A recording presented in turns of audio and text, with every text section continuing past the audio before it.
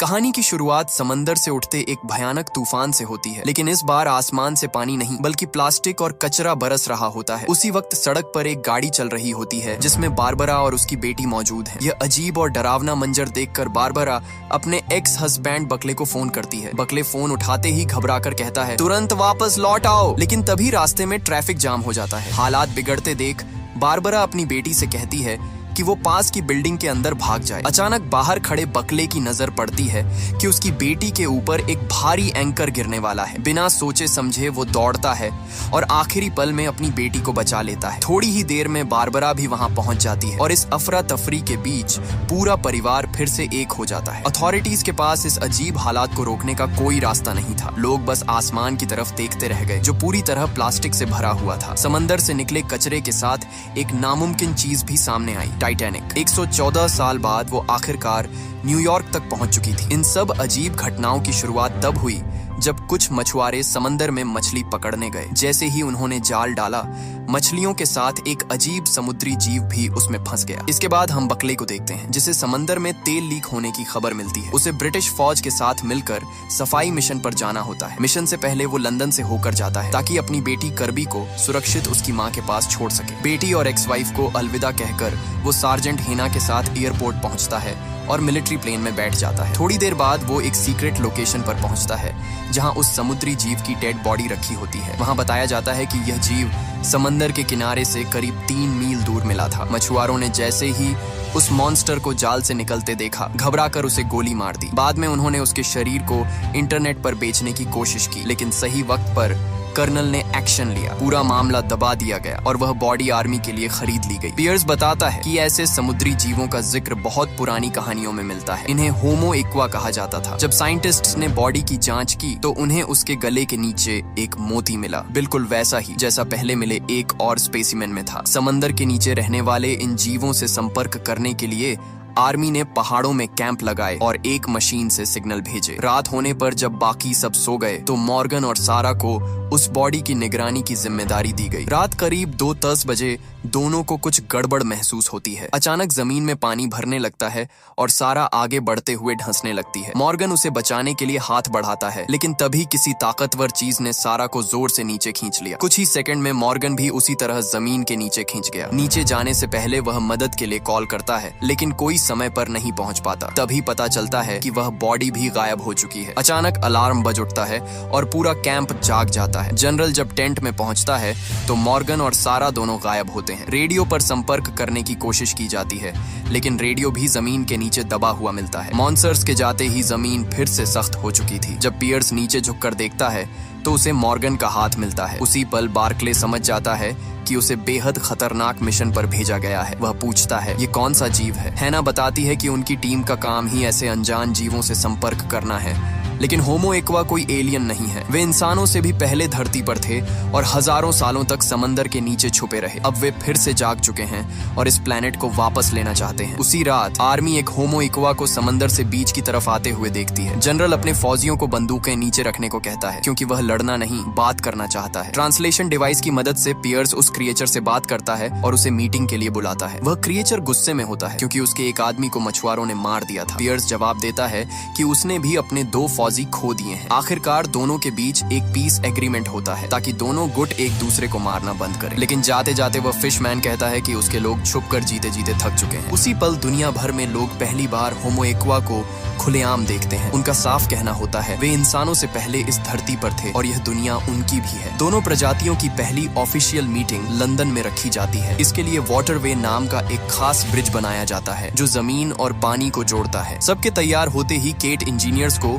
Waterway चालू करने का आदेश देती है। होमो इक्वा के साथ 3 और अजीब जीव आते हैं, एक विशाल मछली, एक जल परी और एक इंसान जैसी दिखने वाली औरत। कुछ ही वक्त में साल्ट इंसानों की भाषा समझने लगती है। मीटिंग की शुरुआत में साल्ट बताती है कि वह खुद क्यों आई है। कुछ समय पहले उसके बच्चे होने वाले थे, लेकिन इंसानी जहाज से फैले तेल ने उस जगह को जहरीला बना दिया। माहौल शांत करने के लिए जनेथन कहता है कि इंसान अपनी गलती सुधारना चाहते हैं, लेकिन साल्ट उसे नजरअंदाज कर देती है। वह कहती है कि वह सिर्फ बर्क से बात करेगी क्योंकि वही अकेला इंसान था जिसने मरे हुए होमो इक्वा को इज्जत दी थी। ये जानने के लिए कि होमो एक्वा बर्ग को ही अपना एम्बेसडर क्यों बनाना चाहते हैं, केट उससे लंबी पूछताछ करती है। उसकी जिंदगी के हर पुराने किस्से को खंगाला जाता है। जनेथन को एम्बेसडर बनाने की कोशिश फेल हो जाती है क्योंकि साल्ट साफ कह देती है कि वह सिर्फ बर्ग से ही बात करेगी। इसी वजह से यूनिट की प्रेसिडेंट बर्ग से कहती है कि वह उसे इस रोल के लिए तैयार करेंगी। जब बर्ग उस होटल में पहुंचता है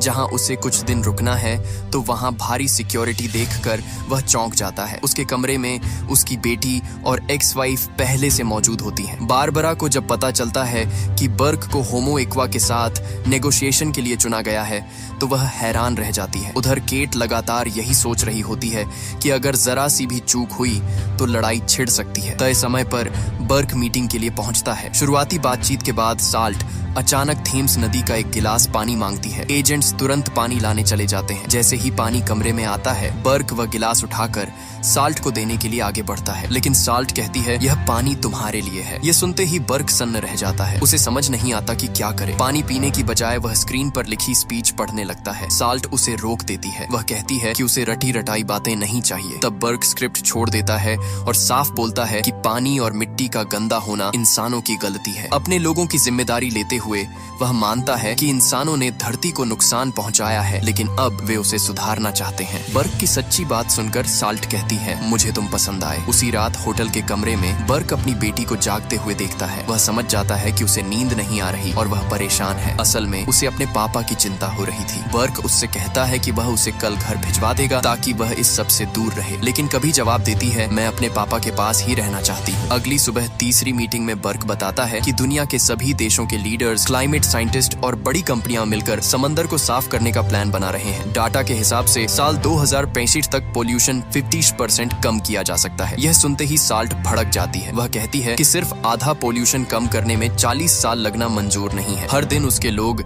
इंसानों की लापरवाही की वजह से मर रहे हैं। अब वे ठीक से देख और सुन भी नहीं पा रहे। बर्ग समझ जाता है कि साल्ट बिल्कुल सही कह रही है। उसके पास माफी मांगने के अलावा कोई रास्ता नहीं बचता। वह कहता है कि अगर दोनों प्रजातियां मिलकर काम करें तो शायद यह काम जल्दी हो जाए। साल्ट जवाब देती है कि अगर होमो एक्वा मदद करेगा तो बदलाव बहुत तेजी से आएगा। उसी पल एक भयानक तूफान शुरू हो जाता है। एक साथ कई देशों में समंदर का रूप बदल जाता है। इंसानों ने सालों में जितना कचरा समुद्र में फेंका था वह सब वापस जमीन पर आने लगता है। प्लास्टिक और गंदगी आसमान से गिरने लगती है। कहानी फिर वहीं पहुंच जाती है जहां से सब शुरू हुआ था। इतना नुकसान होने के बाद भी बर्ग समुद्र के लोगों से बातचीत जारी रखता है क्योंकि इंसान जानते थे कि यह लड़ाई वे जीत नहीं सकते। राहत की बात यह थी कि साल्ट अब भी बात करने को तैयार थी, लेकिन उसने साफ कहा शांति तभी होगी जब इंसान उसकी 3 शर्तें मानेंगे। साल्ट पहली शर्त बताती है समंदर में अब एक बूंद भी पोल्यूशन नहीं जाना चाहिए और इंसानों को अपने जहाज चलाना बंद करने होंगे। दूसरी शर्त और भी सख्त होती है, जमीन और समंदर के बीच साफ बॉर्डर बनाए जाएंगे। इंसान समंदर में नहीं जाएंगे क्योंकि वे जमीन पर रहने के लिए बने हैं। यह सुनते ही कमेटी के मेंबर्स भड़क जाते हैं। ऐसा हुआ तो अलग अलग कॉन्टिनेंट्स के लोग एक दूसरे से कट जाएंगे। माहौल बिगड़ता देख साल्ट अपनी आवाज बदलती है और इंसान का रूप ले लेती है। उसका असर होते ही कमरा शांत हो जाता है। लोग सीटों पर लौटते हैं और साल्ट फिर अपने असली रूप में आ जाती है। अब वह तीसरी शर्त बताती है शांति के लिए अगली मीटिंग समुद्र के अंदर होगी। वह कुछ कोऑर्डिनेट्स देती है और कहती है कि बर्ग को वहां खुद आना होगा। सिर्फ समंदर तक नहीं, उसे 5 मील नीचे डाइव करना पड़ेगा ताकि वह होमो एक्वा के घर में उनसे मिल सके। यही सब समझ जाते हैं कि अगली चुनौती कितनी खतरनाक है, क्योंकि 5 मील नीचे समंदर का प्रेशर इंसान के लिए जानलेवा होता है। आज तक कोई भी सबमरीन 5 मील नीचे तक जाने के लिए बनी ही नहीं थी। फिर भी बर्ग, जनरल पियर्स और उसकी टीम वेसल में सवार हो जाते हैं। हैच को बोल्ट से पूरी तरह बंद कर दिया जाता है। लॉन्च के बाद मीटिंग पॉइंट तक पहुंचने में करीब 2.5 घंटे लगते हैं। सफर के दौरान छाहों लोग आपस में बात करने लगते हैं। अगर जिंदा लौटे तो घर जाकर क्या करेंगे। बर्ग देखता है कि टैड बहुत घबराया हुआ है तो वह उसे शांत करने की कोशिश करता है। दूसरों को हौसला देते हुए बर्ग खुद को भी संभाल रहा होता है। अचानक सबमरीन रुक जाती है। पियर्स ऊपर संपर्क करने की कोशिश करता है लेकिन कोई जवाब नहीं मिलता। कुछ ही देर में सबको लगता है कि सबमरीन बहुत तेजी से मूव कर रही है, जबकि सतह से उनका संपर्क पूरी तरह टूट चुका होता है। प्रेशर चेक करते हुए मिन हैरान हो जाता है। बाहर का प्रेशर बिल्कुल जमीन जैसा था, जो नामुमकिन लग रहा था क्योंकि वे 5 मील नीचे थे। तभी जोर का झटका लगता है और सारी लाइटें बंद हो जाती हैं। सभी तुरंत ऑक्सीजन मास्क पहन लेते हैं। जब हैच खुलता है तो सब चौंक जाते हैं। सबमरीन के अंदर पानी नहीं होता। वे बाहर निकलते हैं और देखते हैं कि वे समंदर के नीचे एक विशाल गुफा में खड़े हैं। वहाँ का तापमान करीब 21 डिग्री होता है और हवा में भरपूर ऑक्सीजन मौजूद होती है। इस अजीब जगह को देखकर टीम अभी संभली भी नहीं थी कि साल्ट सामने आ जाती है। वह बताती है कि इतनी गहराई तक पहुंचने वाले वे पहले इंसान हैं। यह पूरा माहौल खास तौर पर इंसानों के लिए बनाया गया है, इसलिए वे अपने ऑक्सीजन मास्क हटा सकते हैं। साल्ट उन्हें मीटिंग रूम में ले जाती है, जहां उसकी प्रजाति के लोग जमीन और समंदर के भविष्य पर फैसला करने के लिए जमा होते हैं। उसी रात केट को एक कॉल आता है। उसे पता चलता है कि कई देशों के डिप्लोमेट्स आपस में कोडेड बातें कर रहे हैं। कॉल के दौरान ही केट पर स्नाइपर हमला करता है, लेकिन उसका बॉयफ्रेंड उसे बचाते हुए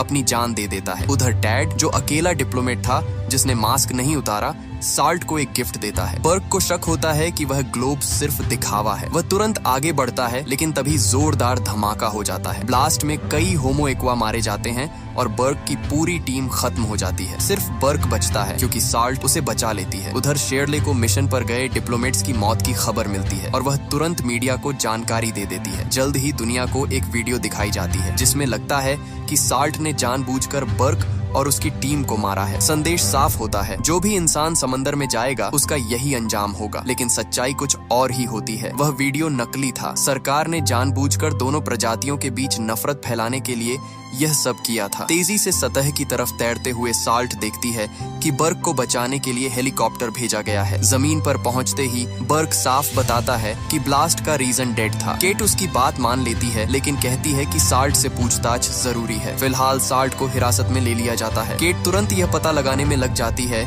कि उस आदमी को पैसे किसने दिए थे। जांच में सामने आता है कि उसे स्टेज 4 कैंसर था और वह मिशन पूरा करने के लिए कुछ भी कर सकता था। साल्ट की तेज समझ की वजह से उसकी प्रजाति पर आरोप नहीं जाता, लेकिन फिर भी उसे एक स्टील के डब्बे में बंद कर दिया जाता है। जब बर्क को पता चलता है कि साल्ट पर लैब में एक्सपेरिमेंट होंगे तो वह एक्शन लेता है। वह ट्रक की चाबी उठाता है, गाड़ी रिवर्स करता है और डब्बे को नदी में गिरा देता है। साल्ट आजाद होते ही बर्क भी पानी में कूद जाता है और साल्ट उसे बचा लेती है। उसी रात होमो एक्वा इंपीरियल हाउस में नई मीटिंग बुलाते हैं। इस बार साल्ट की जगह टाइड नाम का सीमैन आता है। वह गुस्से में कहता है कि इंसान इतने पागल हो चुके हैं कि अपने ही लोगों को धमाके में मरवा दिया। केट माफी मांगती है, लेकिन टाइड सिर्फ एक सवाल पूछता है, साल्ट कहाँ है? वह कहता है कि उनके लिए साल्ट अब गद्दार है क्योंकि उसने अपने लोगों की बजाय एक इंसान को बचाया। जब उसे पता चलता है कि साल्ट बर्क की मदद से भाग चुकी है और अब गायब है, तो टाइड आदेश देता है उसे ढूंढकर वापस लाओ। अगर ऐसा नहीं हुआ तो असली लड़ाई अब शुरू होगी। जब पूरा शहर उन्हें ढूंढ रहा होता है, तब साल्ट और बर्क एक गुमनाम वेयरहाउस में छुपे होते हैं। आजादी मिलने की खुशी में साल्ट हल्का सा मुस्कुराती है। बर्क से बात करते हुए वह पूछती है कि उसने अपनी जान जोखिम में क्यों डाली। उसी पल दोनों एक दूसरे को चूम लेते हैं। सच्चाई यह थी कि वे एक दूसरे से प्यार करने लगे थे, लेकिन बर्क अब भी परेशान था। वह कहता है कि साल्ट को वापस समंदर चले जाना चाहिए। साल्ट जानती थी कि अगर वह लौटी तो उसकी ही प्रजाति उसे गद्दार कहकर मार देगी। ये सुनकर बर्क फैसला करता है कि उन्हें शहर छोड़ना होगा। वह अपनी पार्टनर की मदद से एक लड़के का मोबाइल चुराता है और बारबरा यानी अपनी एक्स वाइफ को कॉल करता है। उसे लगता है कि शायद वही उनकी मदद कर सके, लेकिन बारबरा कॉल को गवर्नमेंट एजेंट्स के साथ शेयर कर देती है और बर्क को पकड़वाने के लिए मिलने की जगह तय करती है। जब बर्क देखता है कि बारबरा गाड़ी पैक कर रही है, तो वह साल्ट के साथ ब्रिज की तरफ भागता है। वहां दोनों को घेर लिया जाता है। तभी केट की टीम का एक आदमी बताता है कि वह वीडियो नकली है, जिसमें साल्ट को इंसानों के खिलाफ दिखाया गया था। सच्चाई सामने आते ही केट अपने फौजियों को पीछे हटने का आदेश दे देती है, लेकिन जनरल गन्सबर्ग जिद पर अड़ जाता है। वह कहता है कि उस औरत को रोका ही जाएगा। जैसे ही केट को समझ आता है कि जनरल जरूरत पड़ने पर साल्ट को मार भी सकता है, वह तुरंत अपनी टीम को आदेश देती है, टारगेट बदलो और ब्रिटिश फौजियों पर बंदूक तान दो। दोनों फौज आमने सामने खड़ी होती हैं। हालात बेकाबू होने ही वाले होते हैं कि तभी साल्ट एक भयानक चीख मारती है और नदी में कूद जाती है। उसी रात होमो एक्वा एक अजीब आवाज निकालते हैं। समंदर के पास के शहरों से सारे कुत्ते खींचते हुए बीच तक आ जाते हैं। फिर फिशिंग नेट्स से उन्हें पकड़ लिया जाता है। अगले दिन जब जानवरों के बारे में पूछा जाता है, तो टाइड ठंडे लहजे में कहता है, हमने उन्हें खा लिया, ठीक वैसे ही जैसे इंसान मछलियां खाते हैं। सैटेलाइट इमेजेस देखकर साइंटिस्ट डर जाते हैं। होमो एक्वा ग्लेशियर्स पिघला रहे थे। अगर ऐसा ही चलता रहा तो अंटार्कटिका हर साल 300 बिलियन टन बर्फ खो देगा। समुद्र का लेवल 1600 फीट तक बढ़ सकता है और ज्यादातर इंसान डूब जाएंगे। अब जनेथन टाइड से इंसानियत बचाने की बात करता है। जवाब में टाइड साफ कह देता है, इंसानों के पास सिर्फ 5 साल हैं। अगर इस दौरान प्लेनेट ठीक नहीं हुआ तो पूरी इंसानी प्रजाति खत्म कर दी जाएगी, क्योंकि तुम लोग इस धरती पर रहने लायक ही नहीं हो। उधर अथॉरिटीज तय करती हैं कि बर्क का क्या किया जाए। उसे एक होटल रूम में निगरानी में रखा जाता है। एक दिन खाना खाने के बाद बर्क बेहोश हो जाता है। उसके कमरे में साइंटिस्ट घुसते हैं। सोते वक्त उसके शरीर में इंजेक्शन दिया जाता है और फिंगरप्रिंट ले लिए जाते हैं ताकि बाद में उसे झूठे इल्जाम में फंसाया जा सके। साइंटिस्टों के जाते ही बर्क को होश आ जाता है। वह चुपचाप बीच की तरफ चला जाता है, इस उम्मीद में कि शायद साल्ट मिल जाए। सूरज निकलते ही फिश वुमन सामने आती है। बर्क उसे देखकर दौड़ता है। उसे जिंदा देखकर वह राहत महसूस करता है, लेकिन भागने की बजाय साल्ट कहती है कि टाइड के साथ नया एग्रीमेंट मांगो। अगर ऐसा नहीं हुआ तो उसके लोग पूरी इंसानी प्रजाति को खत्म कर देंगे। इतना कहकर वह जाने लगती है। जाने से पहले साल्ट बर्क को किस करती है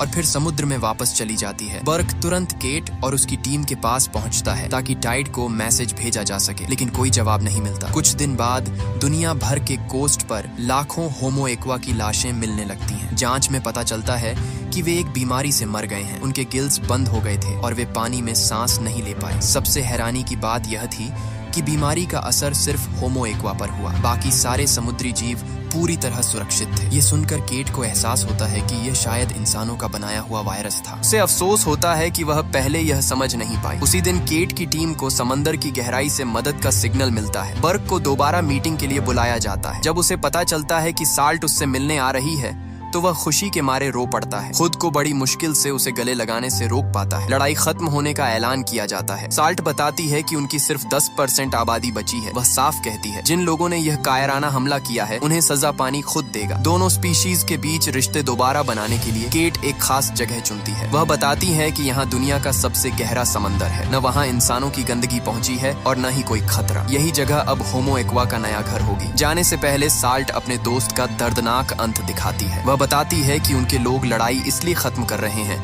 क्योंकि जो बचे हैं वे इंसानों से डर चुके हैं। वे इंसानों का मुकाबला नहीं कर सकते क्योंकि चालाकी उनकी फितरत में नहीं है। होमो एक्वा के जाते ही ग्रेट हॉल के कांच के पैनलों में दरारें पड़ने लगती हैं। पानी अंदर आने वाला होता है। लोग घबराकर भागने लगते हैं। बर्क शांति से खड़ा रहता है, लेकिन हैना उसे आखिरी वक्त पर बचा लेती है। उसी दिन केट को बर्क की मेडिकल रिपोर्ट मिलती है। रिपोर्ट बताती है कि उसका डीएनए बदल चुका है। अब उसके जीन्स होमो एक्वा जैसे हो गए हैं। यह जानकर केट फैसला करती है कि बर्क को समंदर ले जाया जाए ताकि वह साल्ट से फिर मिल सके। साल्ट को किस करते ही बर्क के गिल्स निकल आते हैं और वह पानी के अंदर भी सांस लेने लगता है। अब उसके पास अपनी किस्मत चुनने का मौका होता है और वह फैसला करता है कि वह साल्ट के साथ समंदर में ही रहेगा। वीडियो पसंद आई हो तो लाइक कर देना। चैनल को सब्सक्राइब करना मत भूलना।